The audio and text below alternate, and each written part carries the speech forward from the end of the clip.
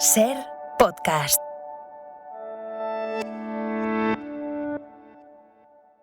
Hola, soy Ángeles Oliva y dirijo Por el Principio. En este episodio, Cristina Almeida recuerda cómo disfrutaba con la serie Perry Mason, los patrones del Burda con los que se hacía la ropa y cómo se reían de su acento en el colegio al llegar a Madrid.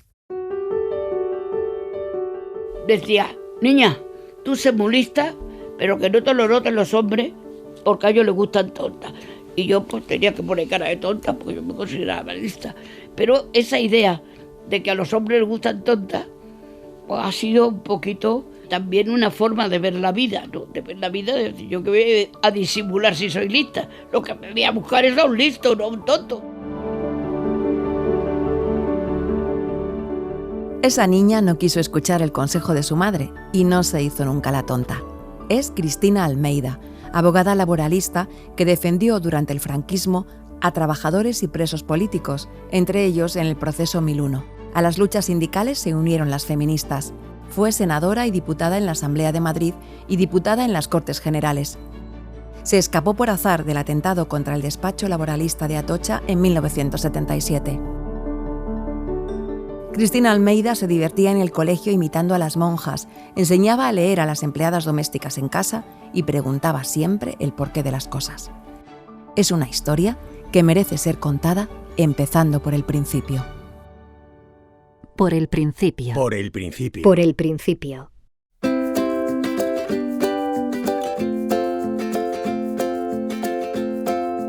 Cristina Almeida nació en Badajoz el 24 de julio de 1944, en una familia de clase media.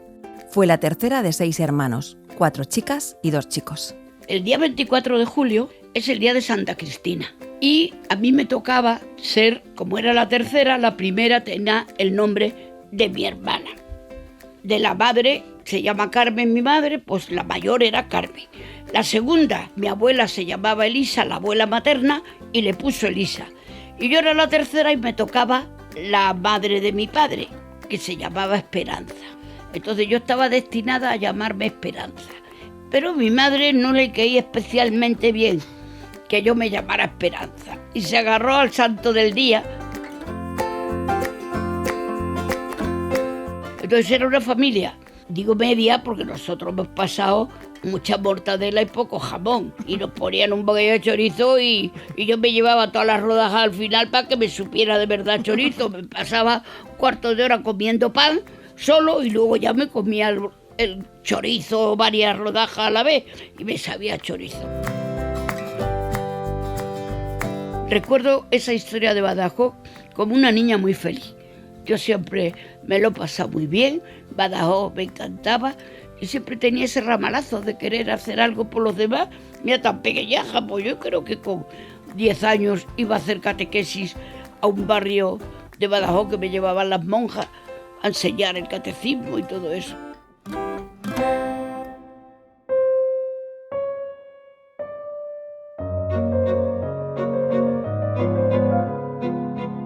La madre de Cristina Almeida se llamaba Carmen Castro Carrasco. Su gran frustración era no haber podido estudiar. Aprendió por su cuenta y leía muchísimo. Sus hermanos no la dejaron, fueron sus hermanos. Era la única chica. Y como su padre se había muerto, porque si su padre hubiera vivido, ella era el ojito derecho. Y está segura que la hubiera dejado estudiar. Es más, en la guerra ella trabajaba en una farmacia por 4 Caminos. Y me acuerdo que me decía ella, aunque nunca me habló de la guerra y era también muy conservadora por mi padre que ella, que yo creo que leía mucho más. Bueno, leía tanto que 2 novelas a la semana de Agatha Christie o Biblioteca Oro, lo que se podía leer. Yo le iba a cambiar los libros a la biblioteca, que es una librería que entonces tenían allí para cambiar libros. Y yo iba 2 veces a la semana para lo que leía mi madre.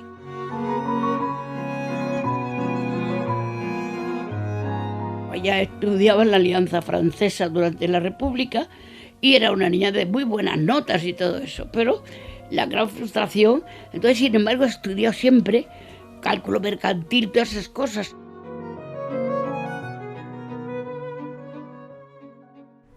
Hola, mamá. Hola, mami. Hola, ¿qué tal os ha ido en el colegio? Muy bien, mamá. He metido 2 goles. Qué bien, cariño. ¿Y tú, Cristina, qué tal el examen de ciencias? Muy bien, mamá. Me sabía los ríos de memoria. ¿Sí ya te los canté ayer? Entonces no te has puesto nerviosa ni nada. No, pero me han castigado otra vez. Yo no había hecho nada de verdad. Y me han mandado al despacho de la superiora. Hija, ¿otra vez? ¿Seguro que ha sido por hablar? Ya te lo he dicho, intenta estar más calladito en clase. Vale, mamá. Pero es que es muy difícil. Hola. Vengo agotado. Qué cantidad de trabajo desde primera hora de la tarde. No he parado. Hola, papá. Papá, hemos ganado el partido gracias a mí. ¡Qué bien, Marcos! Y con el calor que hace. No sé ni cómo habéis podido jugar. Sí, no voy a subir ni las persianas hasta que se haga de noche. Bueno, ahora me toca empezar con la faena. ¿Vas a ponerte a hacer recetas? Sí, hija, menudo montón me he traído hoy. Menos mal que Serafina ya ha hecho la cena. ¿Te puedo ayudar como el otro día, mamá? Bueno, pero dentro de un rato. Anda, iros a la cocina, que os ha preparado Serafina los bocadillos. ¡Sí, bocadillos! Voy con vosotros, que yo también tengo hambre. Yo me voy a concentrar en esto y luego os aviso.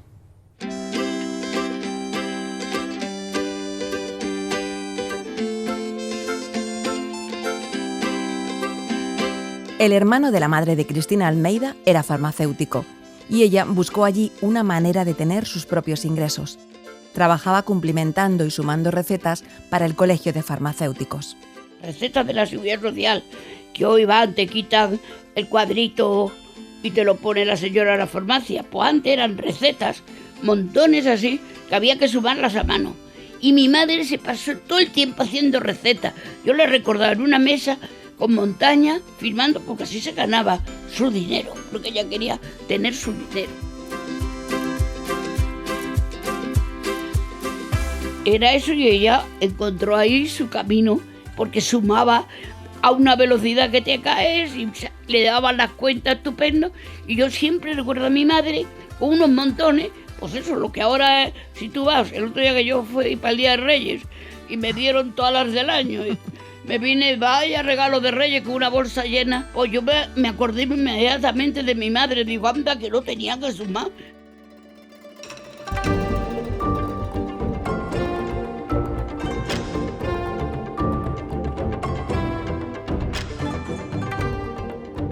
Los abuelos maternos de Cristina eran de Madrid. Los paternos, Juan y Esperanza, eran de Badajoz y vivían en el barrio de Santa Marina, con sus hijas Esperanza y Lola. Ese abuelo era militar y sus hijos fueron naciendo donde les tocaba por destino. Al padre de Cristina le tocó nacer en Badajoz. Mi padre era de Badajoz y mi abuelo era militar, que también ese sí le conocí. Me acuerdo que era muy bajito, pero era militar y era el último de los de Filipinas. Te lo digo porque todos los años iban a verlo y le regalaban un bolígrafo de oro por ser el último de Filipinas. Y yo siempre pensaba, estará el penúltimo deseando que se muera mi abuelo para que le dé a él el bolígrafo. Esto lo recuerdo perfectamente desde bastante pequeña, ¿eh? En el siglo XVI, Felipe II se apropió de un grupo de islas en el Pacífico que fueron bautizadas como Filipinas en su honor. Una parte de la población tagala comenzó en 1896 una sublevación que al principio pareció controlar España, pero Estados Unidos declaró la guerra a España y apoyó la insurgencia.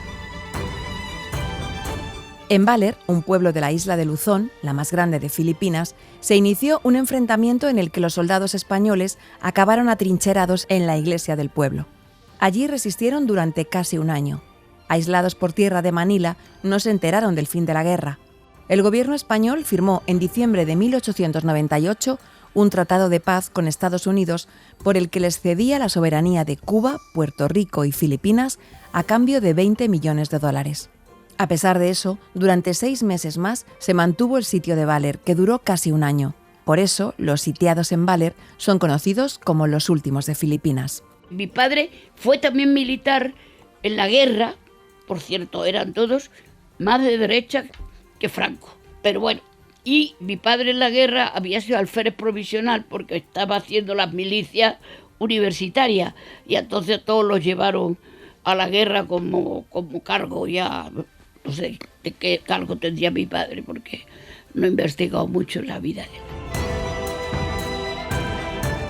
El padre de Cristina se llamaba Manuel Almeida. Era periodista y escribió para el diario Hoy de Badajoz durante la Segunda República. Era de Acción Popular, un partido de centro-derecha y confesional católico en los años 30, vinculado a la CEDA. Fue encarcelado tras el inicio de la Guerra Civil y después de la toma de la ciudad por la columna de Juan Yagüe, se unió al bando sublevado como corresponsal de guerra. Le encarcelaron en Badajoz. Ya no lo he sabido eso hasta que han investigado sobre mí en algún sitio, porque mi padre, afortunadamente, no me habló nada de la guerra ni de nada. Y yo he estado 13 años en un colegio de monjas y no me han contado y no me enteraba de nada. Le salvó mi tío Antonio, que entró en Badajoz y le sacó de la cárcel. El tío Antonio, militar de Marina, vino con los de Franco. Bueno, no ya con los... Sí, con las tropas que venían. Peleas he tenido con mi padre, aunque una persona excelente y que nos hemos querido mucho, pero imagínate dónde venía él y dónde estaba yo. Pero gracias a él, porque no me ha contado todas las perrerías que él piensa que le hicieron y tal. Entonces, yo sí sé que él luego fue periodista en el Hoy de Badajoz, pero su carrera de verdad era ser abogado. Y yo no he trabajado nunca con él, pero él, porque él se dedicaba al administrativo, era el abogado de los farmacéuticos, entonces estaba todo el día haciendo pleitos fuera.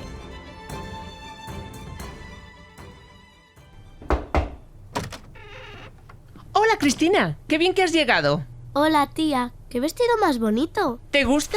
Siempre me ha encantado el verde y este así ajustadito me sienta fenomenal. Cuando seas mayor te lo podrás poner. No sé si me va a valer. Tú estás más delgada. Ah, no te preocupes, cariño. Espérate y verás cómo te sirve. Todos estos libros son nuevos, ¿no? ¿Ya te los has leído? Me he leído unos cuantos. Y mira, justo tengo este para ti. Demian Hermann Hermann Hesse. Es un escritor alemán. Ganó el premio Nobel, el más importante para los escritores. ¿Y de qué trata? De un niño un poco mayor que tú, que tiene un amigo con el que aprende muchas cosas. Yo creo que te va a gustar. Y si no, me lo devuelves y te doy otro. No pasa nada. El próximo podría ser de una niña. Uy, pues tienes toda la razón. Mira, mejor vamos a cambiar. Llévate este. Mujercitas. Trata de 4 hermanas, les pasan muchas cosas y es más divertido. Vale, tiene buena pinta. Tía, ¿podemos ir sábado al río? Claro que sí. Díselo a tu madre que lo prepare todo. Va a hacer calor. Un chapuzón nos va a venir de fábula. Vale, pero no nos metemos a lo hondo. Mira, están llegando ya mis amigos. Tenemos una reunión. Si quieres te quedas y meriendas mientras nosotros hablamos. No, tía, gracias. Mi madre me ha dicho que vuelva enseguida. La tengo que ayudar con las recetas. Vale, cariño. Te voy a buscar el sábado, entonces. A las 11. Ten el bañador puesto. Vale, adiós.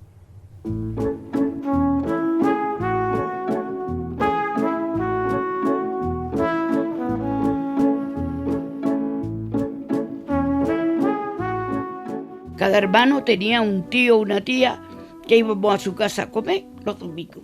Y entonces a mí me tocaba ir a casa de mi tío Enrique, que era la única parte más culta de la familia y más de izquierda, que yo no lo sabía, pero lo he sabido que era lo más de izquierda. Tenía una tía Esperanza, que para mí fue lo más, que fumaba en pipa, en TikTok, que vivía con sus padres, pero tenía una habitación para ella sola con llave, que la tenía toda forrada en damasco rojo y toda llena de libros.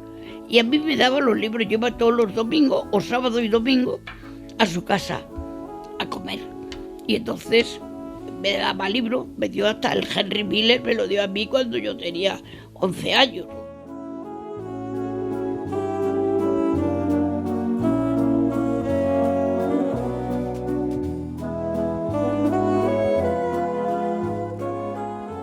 Su tía Esperanza era aparejadora y trabajaba en la Capitanía General de Badajoz, en una época en la que las mujeres no trabajaban fuera de casa. Veraneaba en Málaga y que trabajaba de aparejadora en la Comandancia Militar de Badajoz. Y vestía como una Gilda. Y fumaba por tal y todo el mundo cuando la veía venir, viene la Gilda, la Gilda. Y yo, claro, me daba un poco de vergüenza y tal. Y yo me iba con mi bicicleta a Portugal que nos dejaban entrar en bicicleta a comprarle tabaco que fumaba TikTok. Y entonces era una tía como que tenía muchos libros, que era tal, pero que tampoco a mí me contó muchas cosas.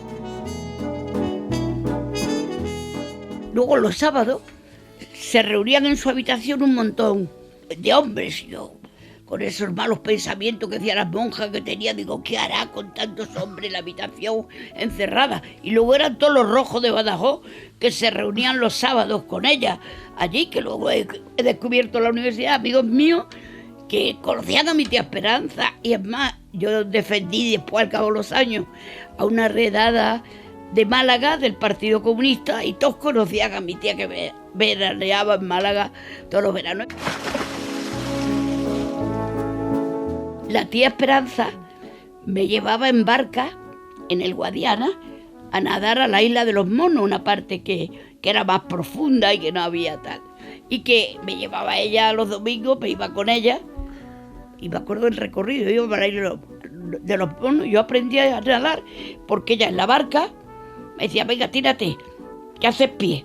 Y yo metía el remo, veía que hacía pie y me tiraba. Pero un día corrió la barca más, y cuando me tiré no hacía pie, y claro, tuve ahí como un perrito, y aprendí a nadar como un perrito, ¿entiendes? Pero salí para arriba.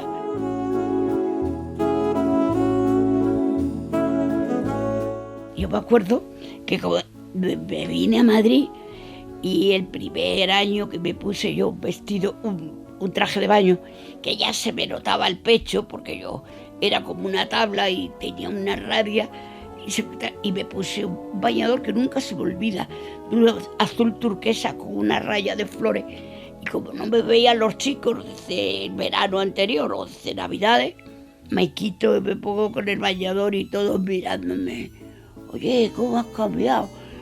Y yo sabía que me estaba mirando.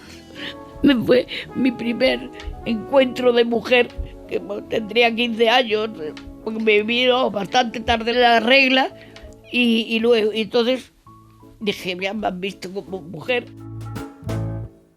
Por el principio, Cristina Almeida, Cadena SER.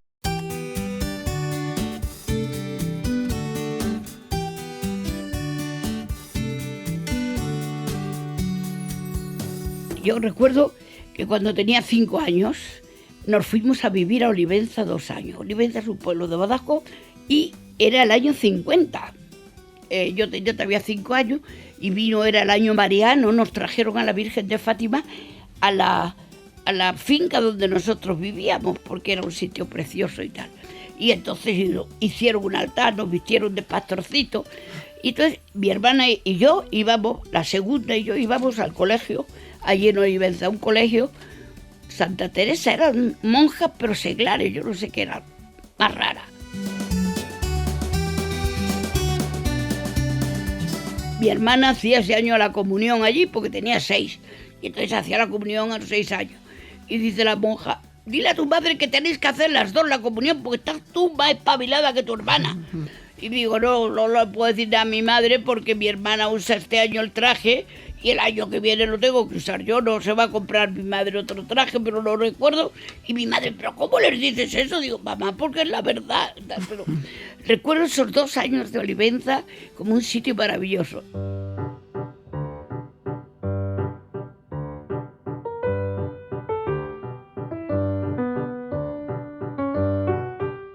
Me enseñó mi madre y además quería yo aprender, porque como yo era gorda, pues para las gordas solo había trajes negros y grises, porque pues, parece que teníamos que ir vestidas porque así nos adelgazaba.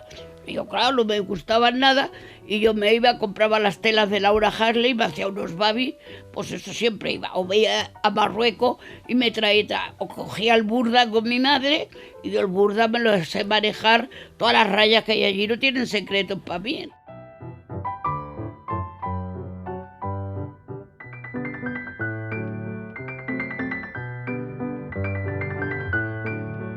Franz Burda había heredado una imprenta de su padre en Offenburg, Alemania. A finales de los años 40 imprimía libros escolares, sellos de correos y otras publicaciones. Su mujer le planteó publicar una revista para mujeres que les ayudara a confeccionar ropa asequible, pero él se negó. Cuando ella se enteró de que él le engañaba con una de sus empleadas y que incluso tenía un hijo con ella, le presionó y logró sacar adelante su revista. Así nació Burda, una revista que proponía que las mujeres se hicieran su propia ropa y pudieran vestir como estrellas de cine. Empezó a publicarse en 1950 e incluyó una gran innovación: instrucciones y patrones de costura. Fue un éxito inmediato en la Alemania que resucitaba tras la Segunda Guerra Mundial. Pronto llegó el 1.000.000 de ejemplares, se extendió hasta China y se convirtió en la primera revista occidental que se editó en la URSS. Se publicaba en 8 idiomas y en más de 100 países. Burda democratizó la moda. Permitió que mujeres sin mucho dinero vistieran prendas atractivas y fáciles de coser cuando todavía no existía el prêt-à-porter. Al mismo tiempo, modernizó la industria editorial de la moda al apostar por la fotografía de calidad y contar con las mejores modelos del momento. Anne estuvo durante 45 años al frente de la revista, murió con 96 y tuvo un funeral multitudinario. Con los patrones del Burda, como miles de mujeres en España, se hacía Cristina Almeida desde pequeña su ropa. Había uno para tallas grandes también, salía de vez en cuando, un Burda de tallas grandes.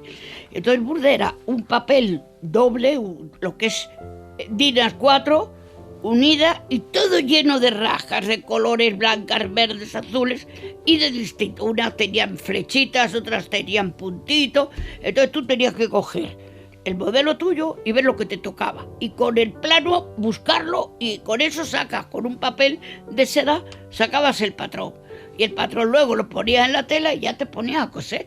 Y yo así me aprendí a hacer pues, todo eso para mí que yo llevaba desde siempre, todo flojito. ¿Para qué? Pues yo iba cómoda, que adivinaran dónde estaba mi cuerpo y dónde estaba el babi.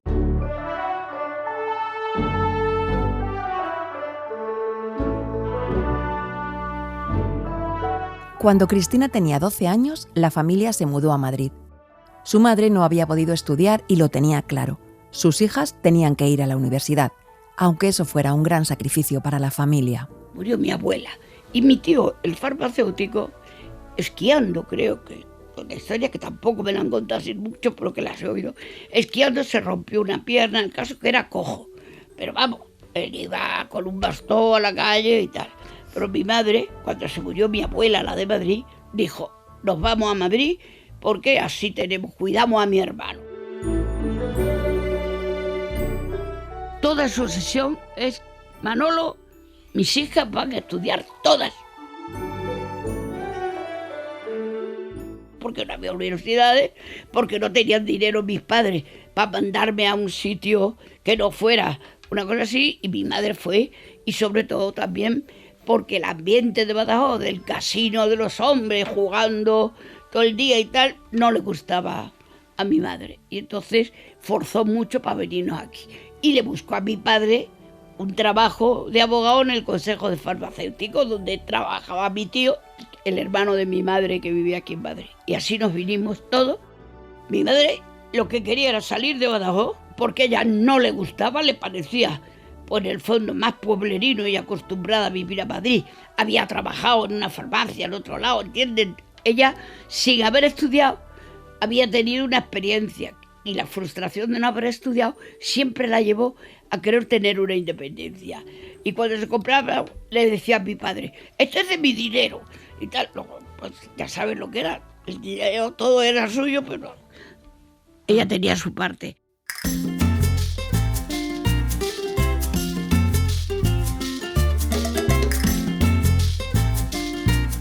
Llegaron a Madrid en 1956. A Cristina no le gustaba la idea. Había visitado la ciudad antes y le parecía horrible. El día de la partida se encerró en un cuarto en Badajoz porque no quería ir. En junio vine yo a Madrid a arreglarme algún diente y pasé por la calle Hortaleza y un autobús de eso que había antes con el humo negro me echó el humo negro y me desmayé en la calle Hortaleza. Y yo ya solo pensar en venirme a Madrid con esos olores, vamos, pero me vine. En Madrid fue al Colegio de Monjas Santo Ángel. Su acento de Badajoz chocaba entre aquellas niñas madrileñas. Se reían ellas de mí y yo de ellas. Porque cuando nosotros en Badajoz queríamos reírnos en la iglesia, cuando teníamos que hacer la letanía de eso, que había que decir ora pro nobis, ora pro nobis. Pues nosotros cuando nos queríamos hacer la fina, en Badajoz decía ora pro nobis, ora pro nobis. Pero cuando vengo a Madrid, pues las niñas hablaban con la S al final y todas decían ora pro nobis. Cuando yo salía a dar las lecciones, yo hablaba muy deprisa y tal, y sacaba buenas notas, y las niñas decían, pero si no sabemos lo que dice, hermana, si es que habla muy deprisa y no sabemos, y le ponen unas notas y no sabemos ni lo que dice. Fíjate cómo sería que yo vine en tercero de bachiller al colegio de monjas, al mismo de Badajoz, aquí en Madrid, el Santo Ángel, que ahora es el CEU, ahí en la calle Tutor, y entonces ese era mi colegio, Tutor y Martín de los Heros. Y cuando vine aquí al colegio, pues el primer año lo hice con una monja, el tercero. Y en el cuarto, pues digo, a ver, había dos, el A y el B. Y voy al A y dice, no, tú no me has tocado, a mí has tocado en el B. Y bajo al B, porque estaba en el piso abajo, me dice, no, a mí no me has tocado, te has tocado. Fíjate tú la fama que yo ya tendría de un año solo de haber estado allí. Vamos a ver, señorita Almeida, ¿qué estaba usted haciendo? Pues ya lo ha visto usted, ayudar a mi compañera. ¿Ayudar? Se estaba usted riendo de la madre Angustias. No me estaba riendo de ella, la estaba imitando. No digamos más, imitándola. Eso es una tremenda falta de respeto que no voy a consentir. A mí cada 2 por 3 me piden ustedes que las imite. Cada vez que me mandan al despacho de la madre superiora... ¡Hala! Me piden que las imite. Y bien que se ríen todas. Eso es una cosa muy distinta. No veo por qué es una cosa distinta. Es lo mismo. Cuando me lo piden yo lo hago encantada. Y hoy lo he hecho yo para ayudar a mi compañera.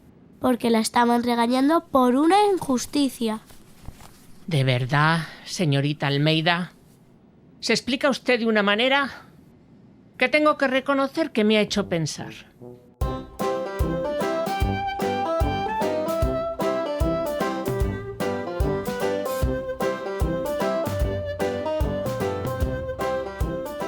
Cristina era una de las alumnas más traviesas y tenía cierto liderazgo entre sus compañeras. Con las monjas tenía una relación de respeto y cariño. Ella las imitaba con frecuencia y les hacía reír. También era rebelde, cuestionaba siempre las órdenes.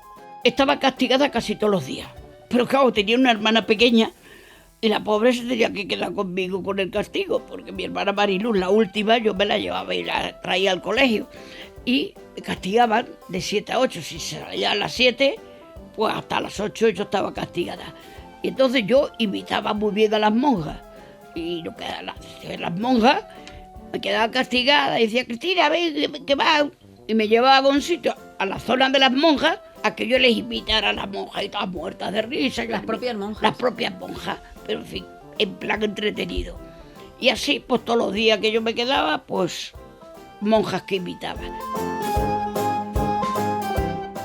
Y un día entró una monja en la clase, te lo digo porque ahí entró mi destino de abogacía, porque entró la madre superior, no la superiora, la jefa de estudio, que era peor, que tenía una fama de tal, y primero entró una monja de piano, muy chiquinina, que entraba muy deprisa, y le dice a Ferichola, que era una niña de la clase, póngase de pie. Le soltó un rollo, la puso a parir y la niña estaba llorando. Y se fue la monja, y entonces salí yo de la clase y la imité. Ferichola, póngase de pie, usted estupenda. Entonces entra la monja esta de los estudios y dice, con que imitando a una monja. Es que no hay derecho, usted que se ha creído que una monja tiene que ser respetada y tal. Queda expulsada del colegio. Mira, todas las niñas llorando porque me expulsaban del colegio. Yo me levanté allí y digo, ¿que a mí me va a expulsar por imitar a una monja? ¿Usted se ha creído que yo soy un mono con guita? Que solo tengo que imitarlas cuando usted me dice, porque me paso todos los días imitándolas. Y ustedes aplaudiéndome, y resulta que hoy que la he imitado yo, porque no estaban ustedes, la he imitado yo, por mi propio interés, me van a hacer del colegio. Entonces le solté un rollo y dijo la monja, es la primera vez que me rebajo ante una niña para darle la razón. Y entonces se pusieron todas las niñas a aplaudir y esa fue la gran historia de la defensa de Ferichola. Si me está oyendo Ferichola, que sepa que no he sabido más, pero que yo la defendí aquel día. Por el Principio, Cristina Almeida, Cadena SER.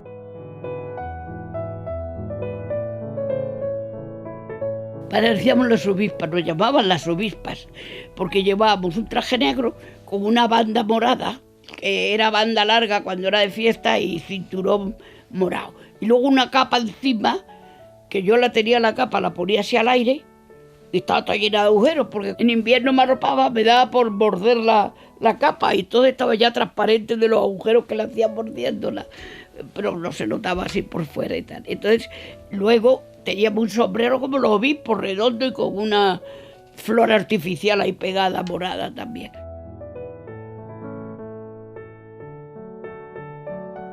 Y entonces, en la misma calle del colegio nuestro estaba la Josefina. Y la Josefina iba de negro y azul. Y tenía un azul, entonces estábamos la Josefina y las avispas, que éramos nosotras en la misma calle. Las monjas del colegio no le enseñaron a aprender cosas diversas y no le impulsaron a querer conocer más. Las alumnas memorizaban, igual que buena parte de la infancia en esos años en España, las reglas de ortografía, los ríos o las provincias, cantando. Cristina Almeida no se conformaba con un no. Preguntaba el porqué de las cosas. Preguntaba siempre el porqué de algunas cosas, otras es que no me las contaban siquiera, ¿no? Pero es verdad que siempre tenía interés en el origen de las cosas, que no te las contaban, pero es que ellas tampoco lo sabían. Sí que las monjas tampoco lo sabían. Yo me acuerdo que tuvimos una impresión de que monjas, que las metían monjas desde pequeña, porque pues, antes metían a una cura, a otra monja, para darles de comer, porque había curas, no te digo, para que estudiaran, porque muchos aprendieron con los curas, luego se salieron. Entonces había una sociedad que iba una por arriba, otra por abajo, otra por el medio. Yo todavía me sé los ríos cantando. Es decir, me enseñaron a reproducir, no a aprender. Es decir, que yo no me enseñaron nunca a aprender, no me justificaron las cosas. Yo te digo, el río Duero es el más extenso de la provincia de Castilla la Vieja y León. Este río nace en los picos de Urbión. Te puedo decir que yo me tuve que comprar una bola del mundo cuando llegué a la facultad, porque la gente me decía, mira, China, un conflicto con Rusia, que era la época. Y digo, pero ¿cómo va a tener un conflicto fronterizo si no tienen frontera? Si uno está en un mapa y otro está en un mapa, claro, me enseñaron Europa, Asia, África, América y Oceanía. Entonces yo solo me lo sabía en plano, tuve que comprarme para ver cómo se unían todos los países. Entonces el colegio no me traumatizó, porque casi las traumaticé yo más a ella. No lo recuerdo como una época de gran tal. Sabía que era una obligación hacerlo para poder llegar a estudiar y a todo eso. Es decir, que lo veía como lo que tenía que hacer para estudiar. Recuerdo la tarde que pasamos juntos, que nos sentamos y me regalaste una flor. ¿Cuándo nos sentamos? Mejor, ¿cuándo nos sentamos? Vale, que cuando nos sentamos juntos... Y quita el qué, Cristina, eso sobra. Vale, cuando nos sentamos juntos y me regalaste una flor. Muy bien. A ver, sigue. Espero poder verte esta Semana Santa. Pero Cristina, por Dios, ¿con qué se escribe verte? ¿El verbo ver? Con B, con V... Claro, hija, ver es con V. No puedes tener estas faltas a estas alturas. Bueno, papá, que es una carta de Teresa a su novio, no un examen de lengua. Da igual. Hay que escribir sin faltas de ortografía, sea para lo que sea. Vale. Bueno, vamos a seguir. Yo llegaré el viernes de Dolores como siempre, pero no podré verte. Ay, sí, que va con V. Venga, sigue que tenemos que ir a cenar. Pero no podré verte hasta el sábado. Deseando que estés bien de salud, espero tu respuesta. Muy bien. Venga, y ahora el circulito, ¿no? Voy a poner un circulito y una cruz.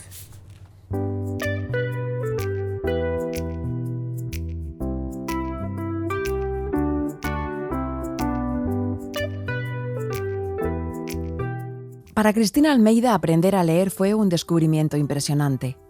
Leía solo tebeos y alguno de los episodios nacionales porque se lo mandaban en clase, pero le sonaban a lección y no a cultura.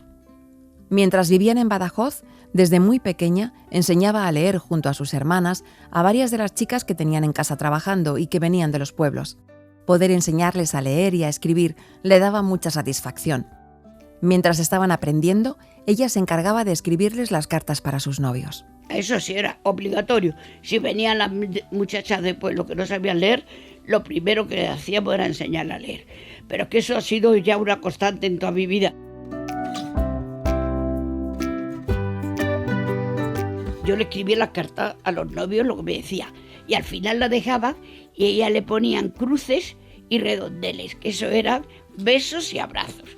Y los ponían ella porque no me quería decir a mí lo de besos y abrazos. Y yo ya sabía que la contraseña eran los redondeles abrazos y las cruces besos. Entonces yo le escribía la carta y luego ellas ponían los besos y las cruces.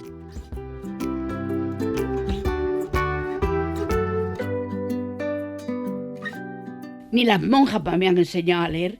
Yo leía en clase, y en clase de costura, fíjate, leía las novelas de Schellinger, que era una editorial medio católica, que se llama La vida sale al encuentro, que era el típico niño mariano que se muere, que tal, bueno, esas cosas.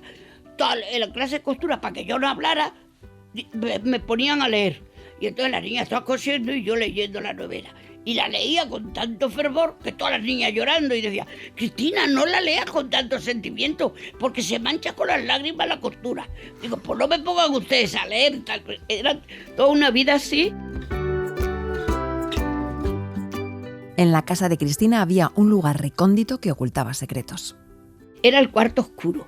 Y el cuarto oscuro era uno que no tenía ventilación, que estaba en mitad de la calle, de la puerta que se entra, había un cuarto oscuro. Y nos dejaba la muchacha, una muchacha que teníamos, nos poníamos en fila y nos dejaba entrar a ver algún día el apéndice de su padre, que la tenía en alcohol, porque el padre le había dicho que se quería morir con todo lo que tenía.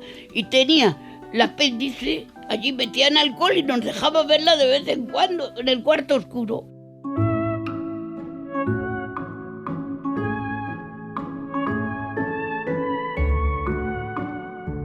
La madre les transmitió a todas las hijas una idea.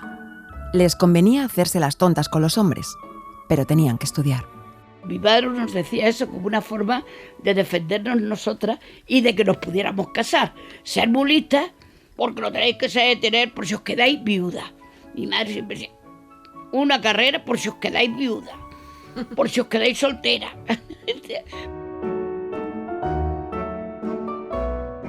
Esa es una reflexión de mi madre, pero que era vigente para ver lo que había. Las mujeres, como no estudiaban, no hacían nada, solo no hacían para estar en el hogar, pues no tenían que ser listas.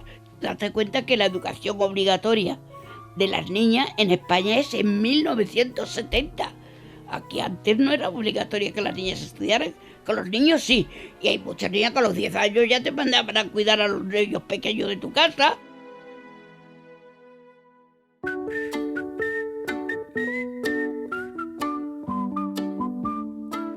Un año ella y su hermana fueron en verano a un campamento de la sección femenina en Cercedilla, un pueblo de Madrid. Tenían que cantar el Cara al Sol. Cristina no se lo sabía. Pues estuve en Cercedilla y yo era una protectora de las cosas, pero sobre todo es que no quería comer. Y entonces me mareaba y mi hermana, tienes que comer. Mi hermana la segunda, ¿no? Pues fueron las dos juntas y me metí en el telesilla, nos llevaron una excursión a Navacerrada. Me monté en el telesilla y me desmayé en el telesilla. Entonces armó una para que bajara el telesilla, que no me cayera yo, que bajara despacio. Y mi hermana, que ya había llegado al suelo, y está allí llorando, porque mi hermana se muere, se mata y tal, la pobre. Y salgo yo de... Va y me pegó 2 leches que no me espabiló, me mareó otra vez del dolor. En ese campamento cantar la mirada acá de lejos y la frente eleva. Todas las canciones de Falange nos las enseñaban todas. íbamos a hacer gimnasia con los pololos, excursiones, cosas, tareas del hogar, todo lo que eran cosas así, que era para veranear, pero también escapada al monte, pero no era un sitio que yo todo eso lo oía, pero no sé, lo oía como una cosa lejana. Todo lo que me contaban allí, como que no lo asimilé ideológicamente. Teníamos amigas y teníamos amigos, que mi hermana la mayor, la segunda, como te he visto con niños, era más represora que la mayor y tal.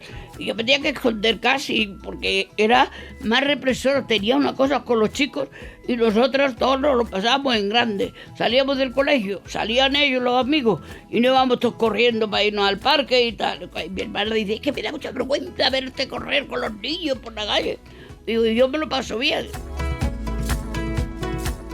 Una época que era más pequeña, pues ir a jugar a San Francisco, que era un parque de allí, o cuando era más calor íbamos a Castelar, que era otro parque, que tenía pavos reales, y yo tenía que saber cuándo iban a abrir las salas para poderlas ver, porque es que me fascinaba ver los pavos reales. Y es que para mí de pequeña lo recuerdo aquello como lo mejor que me ha pasado. Yo recuerdo que en Badajoz íbamos siempre a la infantil de los domingos, que la infantil de los domingos era a las 3 de la tarde, y entonces íbamos todos los niños. Y lo que más nos gustaba eran los anuncios que ponían al principio. Y entrábamos, toda la panda de niños allí, la tabletoca les soy el remedio más sencillo, y a ninguna parte voy sin llevarlo en el bolsillo. Y cuando emprendo un viaje, por lo que pueda pasar, al hacer el equipaje pon un sobrecito car. ¡Oh, car! Y todos los niños. Cuando llegó la televisión a España, pocas familias podían permitírsela, y los que la tenían invitaban al vecindario a verla. En blanco y negro, por supuesto. En la década de los 60 se puso de moda una especie de filtro tricolor, una lámina de plástico a 3 bandas, una banda azul arriba, roja en medio y verde abajo, que se colocaba delante de la pantalla. Se suponía que permitiría ver la televisión en color, aunque lo que conseguía era verla en 3 colores. La lámina se pegaba con celo al televisor y se hizo muy popular hasta que en los años 70 llegó la tele en color de verdad. Mi tío nos regaló una tele. Pues en el año 61 vino la tele, yo vi unos programas, y luego mi madre, que siempre ha tenido unas cosas innovadoras, iba a comprar a los de la base de Torrejón, ponían anuncios no sé dónde, que se vende cuando se iba una nevera, y teníamos unos pedazos de nevera americanos que compraba mi madre de segunda mano. Bueno, pues también nos compró un papel de colores, que hacía rayas para que nos creyéramos que la televisión era en color, y era una cosa que se pegaba en el cristal de la tele y que tenía rayas de colores. Y entonces nosotros veíamos la tele de colores, pero la tele era no en blanco y negro, es que allá es en gris. Todo, hemos visto todo. Yo lo que más no... Perry Mason, que yo siempre adivinaba quién era el criminal. Y decía, papá, este es el asesino. Y tú sabrás si te habían dicho nadie. Te lo digo, papá, que este es el asesino. Yo siempre decía, y luego era el asesino el que yo le decía, esta niña, ¿cómo sabe que es el asesino? Y digo, papá, porque tengo mucho ojo.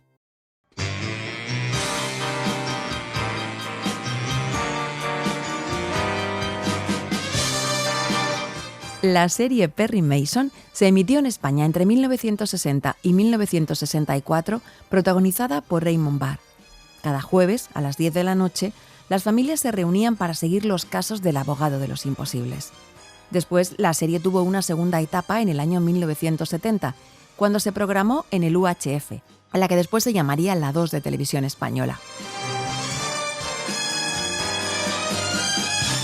El protagonista de la serie era el abogado Perry Mason, un personaje creado en 1933 por el novelista y también abogado estadounidense Earl Stanley Gardner, un prolífico escritor de relatos cortos para revistas baratas. Su vida cambió cuando creó el personaje del abogado defensor Perry Mason. En sus historias comenzó a elaborar argumentos muy trabajados sobre las actividades judiciales y detectivescas del protagonista, que a veces se basaban en hechos reales y en su propia experiencia de cuando ejercía como abogado. Las novelas se adaptaron a formato radiofónico y después la CBS las adaptó a la televisión. La historia siempre mostraba que el sistema nunca fallaba. Era una defensa total del sistema judicial americano, y viendo Perry Mason, muchos españoles se enteraron de lo que era un jurado. Una mesa que nos sentábamos a comer, un sofá que estaba empotrado entre dos paredes, y mi hermana y yo con una mantita nos poníamos a ver el Perry Mason. Nos quedábamos fritas. Por el principio, Cristina Almeida, Cadena SER.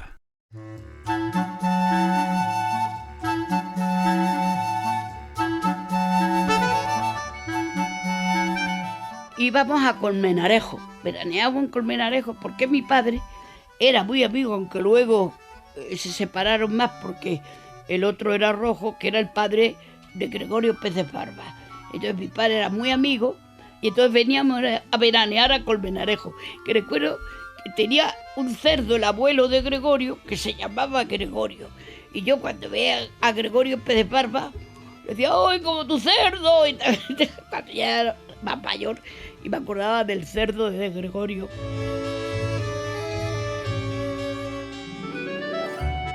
Y yo me acuerdo que allí, siendo yo pequeña, le daba de comer en Colmenarejo a la hermana de Gregorio, que no quería comer con nadie, pero conmigo sí. Y entonces me mandaron a Badajoz por tren un Bambi de este tamaño, bueno, un Bambi grande, de regalo por haber estado todo el verano dándole de comer a la hija.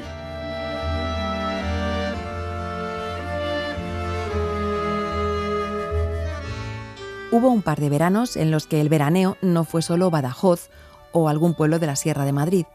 El padre de Cristina, que era un falangista del régimen, consiguió que le dejaran un hospedaje.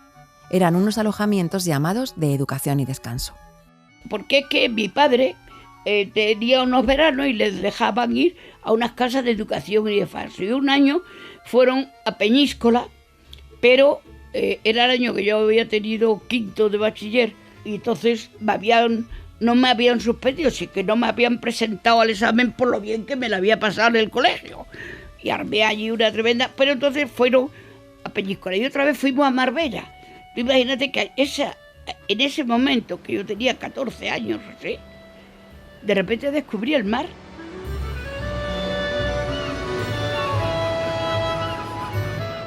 Me acuerdo que íbamos en el coche, en el 600, con la olla a presión encima, con todos los hermanos, los 3, los 4 atrás, las maletas, todo. Y llego a Motril, subo una curva de la carretera y veo el mar. Pero claro, yo estaba acostumbrado a verlo en postales. Y de repente veo una cosa tan grande. Digo, papá, para, por favor, para, que es el mar, mira qué grande. Y ahí descubrí el mar en la carretera de Motril cuando bajaba para Marbella.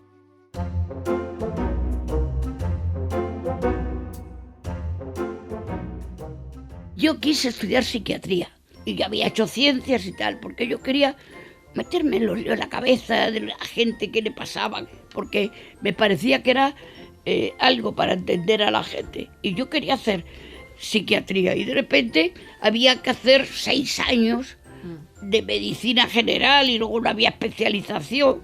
Y entonces yo le dije a mi padre si me dejaba ir a la Sorbona, que había directamente una entrada a la psiquiatría y tal, y que me ayudara a los 3 primeros años y luego yo me buscaba trabajo allí para poder hacer. Y tenía medio convencido a mi padre, pero entonces en París vinieron las bombas por la guerra de Argelia en el año 61 y mi padre dijo que de París nada. Entonces ya me quise dedicar a la delincuencia juvenil.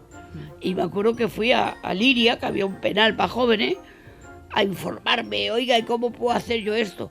Oh, ¿tú eres de Acción Católica? Digo, no. Y dices que aquí esto es una obra de caridad.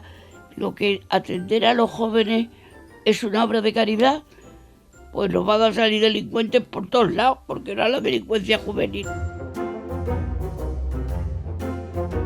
Entonces ya me fui a Derecho, tuve que hacer una instancia para pasarme a Letras, y me vi a Derecho no con una vocación, pero ya en segundo de facultad.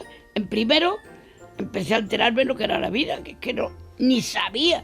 Yo había leído a Celia y Cuchifritín, Antoñita la Fantástica y las novelas de la vida sana al encuentro, pero no había, ni sabía de la guerra, ni sabía de nada. Y que allí caigo afortunadamente, es la mejor gente. Ahí nos conocemos con Manuela. Manuela y yo, con Maite, otra amiga que ha muerto hace poco, hicimos una cena de reconciliación nacional en la facultad. Y entonces eran 3 angelitos, uno vestido azul, otro de rojo y otro de gris. Y era pues cena de reconciliación nacional. Menú: ensaladilla rusa. Segundo, huevos a la falange. Y tercero, tarta a la democracia. Y allí en el departamento de trabajo, toda la noche pelando patatas para hacer la ensaladilla rusa, hicimos nosotras toda la comida. Y todos allí vinieron muchísimos, y todos los que de la facultad ya sabíamos que eran los más rojos, los más tal. Hicimos una cosa que terminó todo el mundo tirándose trozos de pan, pero en plan divertido. Pero imagínate el espíritu que llevábamos nosotras.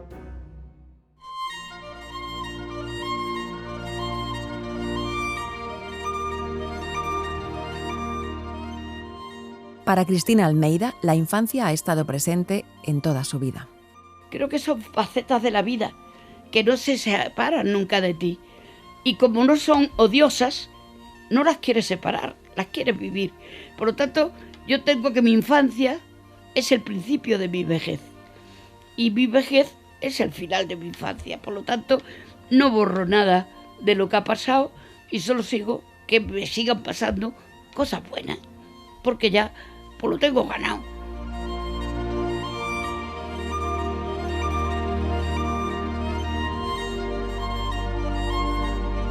Recuerdo la infancia como una infancia feliz. Y la suerte es ser traviesa para que no hayan podido contigo las monjas del colegio.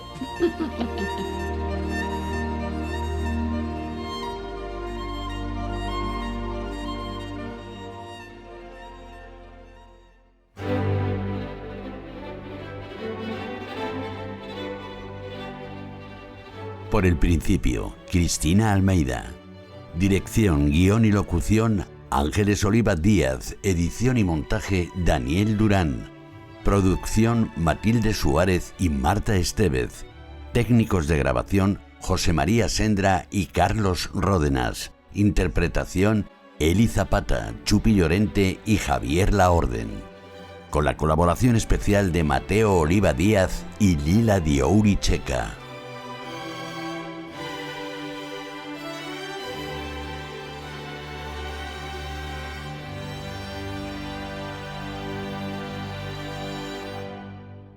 Suscríbete a Por el Principio. Todos los episodios y contenidos adicionales en la app de Cadena SER y en nuestros canales de Apple Podcast, Spotify, iVoox, Google Podcast y YouTube. Cadena SER. La radio.